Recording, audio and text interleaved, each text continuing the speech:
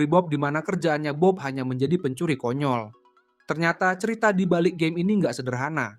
Kelihatannya di setiap perjalanan Bob selalu bertemu dengan orang yang ingin memanfaatkannya demi kepentingan sendiri. Mulai dari yang konyol hingga yang kelewatan, di video kali ini gue akan bahas semua bos di Robbery Bob. Pertama, Sam. Pria bertopi ini yang ngebebasin Bob di awal cerita.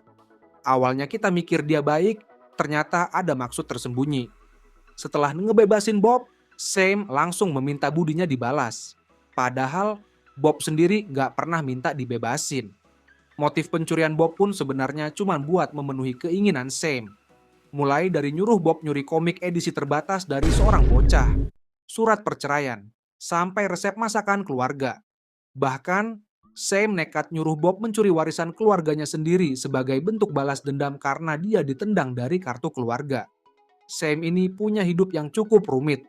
Mungkin menurut pikirannya, mencuri adalah jalan terbaik buat menyelesaikan semua masalahnya. Liciknya, dia memanfaatkan Bob tanpa harus melakukan semuanya sendiri. Tapi namanya karma pasti berlaku. Di akhir game, Bob kesal dengan Sam. Bob mencuri semua barangnya lalu membocorkan kejahatan Sam ke polisi. Akhirnya Sam yang dari awal memanfaatkan Bob malah dijatuhkan oleh orang yang dia manfaatkan sendiri dan ditangkap karena ulahnya.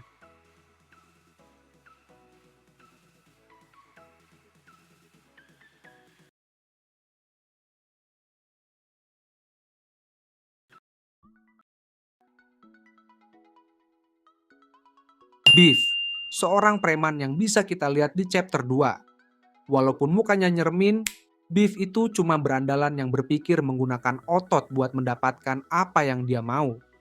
Motif pencurian Bob cukup simple, yaitu buat ganti rugi kepada Beef. Semua itu berawal dari es yang gak sengaja dijatuhkan Bob. Lucu juga sih, gara-gara masalah es, Bob malah dipaksa Beef buat melakukan berbagai pencurian hanya untuk memuaskan kemauannya. Coba bayangkan, Bob disuruh mencuri surat kelulusan, makanan enak di restoran, sampai uang buat melunasi utang Beef. Ini nunjukin kalau hidup Beef cukup kacau. Dia terbiasa melakukan apa yang dia mau dengan Siapa mengandalkan otot namanya? Di atau mana memaksa orang rumahnya? lain. Parahnya, Bob cuma dijadikan pelayan buat memenuhi semua kebutuhan Beef. Tapi di akhir game, Bob akhirnya bersiap membalas semua perbuatan Beef dengan mencuri semua barangnya. Dan akhirnya, Beef cuma bisa meratapi nasib setelah Bob berhasil mencuri semua barang dan uangnya. Asli, senang banget ngelihat Beef kelabakan. Beef mungkin menganggap Bob sebagai alat, tapi dia nggak pernah berpikir kalau orang yang dia manfaatkan bisa balik melawannya. Dr. Thievius, kali ini lawan kita adalah ilmuwan jenius yang sayangnya dia gila. Dr. Thievius adalah bos utama di Robbery Bob.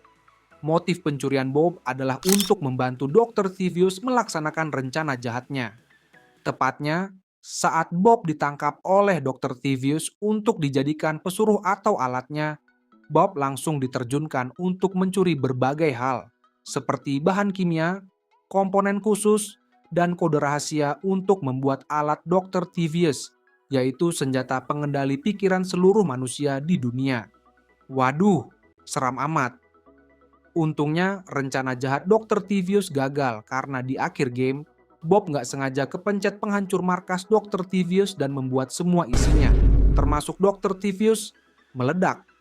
Andai aja Dr. Thievius nggak berbuat jahat, mungkin aja dia nggak menjadi gosong. Itulah seluruh cerita musuh bos di Robbery Bob. Pertama, walaupun Bob ini suka dimanfaatkan, dia bisa membalas perbuatan mereka dengan epic. Gimana menurut kalian? Tulis di komen.